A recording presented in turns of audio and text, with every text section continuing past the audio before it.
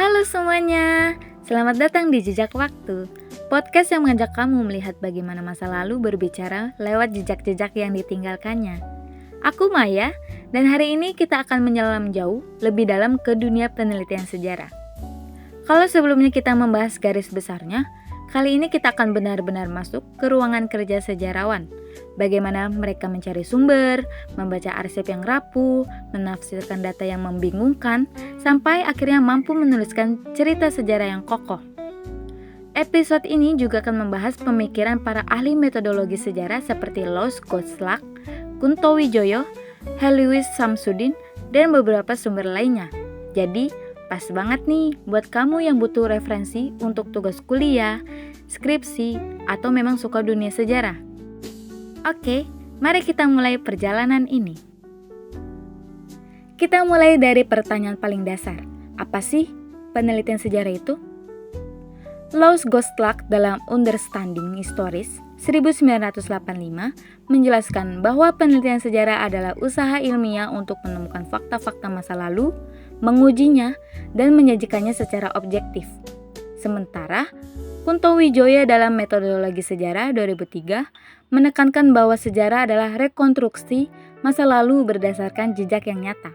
Artinya, penelitian sejarah itu bukan sekadar mengingat tanggal dan peristiwa, tetapi menghidupkan kembali masa lalu dengan cara yang bertanggung jawab.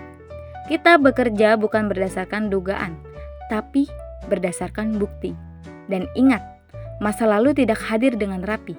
Dia sering datang dalam bentuk potongan yang tidak utuh, bertumpuk, bahkan saling bertentangan. Disinilah tugas penelitian sejarah dimulai.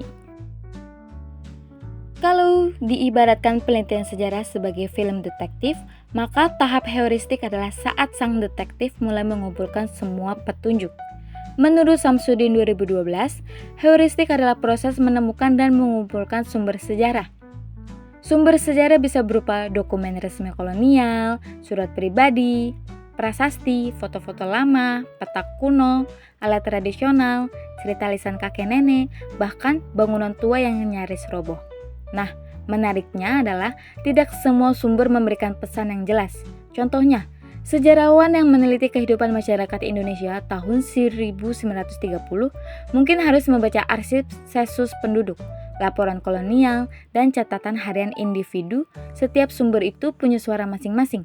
Ada yang objektif, ada yang bias, ada yang sangat subjektif. Di tahap ini, kemampuan penelitian untuk berburu sumber sangatlah diuji. Butuh ketekunan, kesabaran, dan kadang keberuntungan.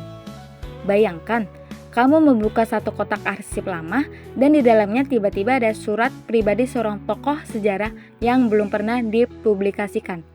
Itu bisa mengubah cara kita melihat sejarah. Setelah sumber terkumpul, tahapan berikutnya adalah kritik sumber.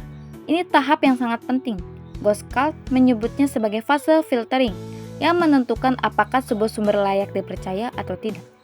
Ada dua jenis kritik. Yang pertama kritik eksternal atau keaslian fisik. Pertanyaannya itu, apakah dokumen ini asli? Apakah tanggal penulisannya sesuai?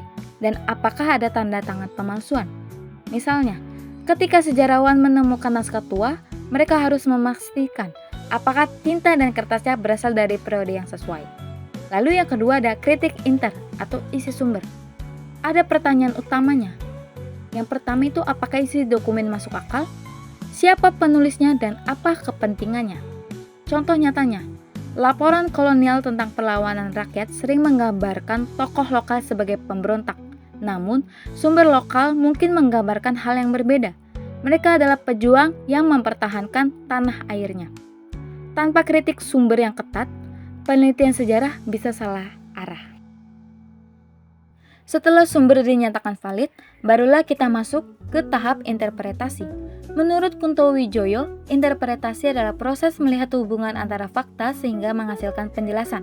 Misalnya, dalam penelitian tentang Perang Diponegoro, sejarawan tidak hanya menuliskan tanggal perang.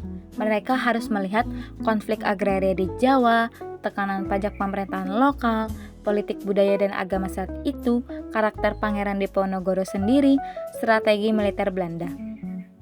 Interpretasi bukan sekedar membaca fakta, tapi memberikan makna pada fakta, menyusunnya menjadi pola, lalu menjawab pertanyaan, kenapa peristiwa itu terjadi? Dalam tahap ini, kesalahan umum penelitian muda adalah terburu-buru mengambil kesimpulan, padahal interpretasi membutuhkan kerendahan hati, mau melihat sumber dari berbagai sudut. Tahapan yang paling terlihat oleh publik adalah tahapan historiografi, menuliskan sejarah. Menurut Daliman 2012, penulisan sejarah harus sistematis, logis, didukung data, tidak berlebihan, tidak mengabaikan perbedaan pendapat. Sejarawan harus merangkai cerita dengan tetap menjaga objektivitas, karena pada akhirnya sejarah bukan hanya deretan fakta, tapi narasi yang ingin menjelaskan bagaimana dan mengapa sebuah peristiwa terjadi. Penulisan sejarah juga harus jelas makna fakta, mana interpretasi, dan mana opini ilmiah. Agar lebih konkret, mari kita ambil contoh penelitian sejarah yang sering dijadikan studi kasus, sejarah perdagangan rempah di Nusantara. Penelitian ini biasanya menggunakan arsip VOC di Belanda, catatan pelaut Portugis, naskah lokal seperti babat, data arkeologi pelabuhan, kesaksian lisan masyarakat pesisir.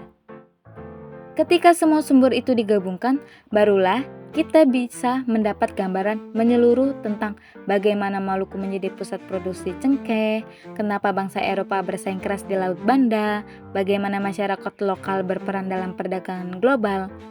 Tanpa metodologi penelitian sejarah, gambaran itu tidak akan pernah lengkap. Sebelum kita menutup, kita harus membahas bagian paling manusiawi dari penelitian sejarah, yaitu tantangan. Yang pertama, sumber tidak lengkap. Banyak arsip kolonial yang hilang karena perang, kebakaran, atau sekedar dimakan waktu. Yang kedua, bias sumber. Semua sumber punya perspektif.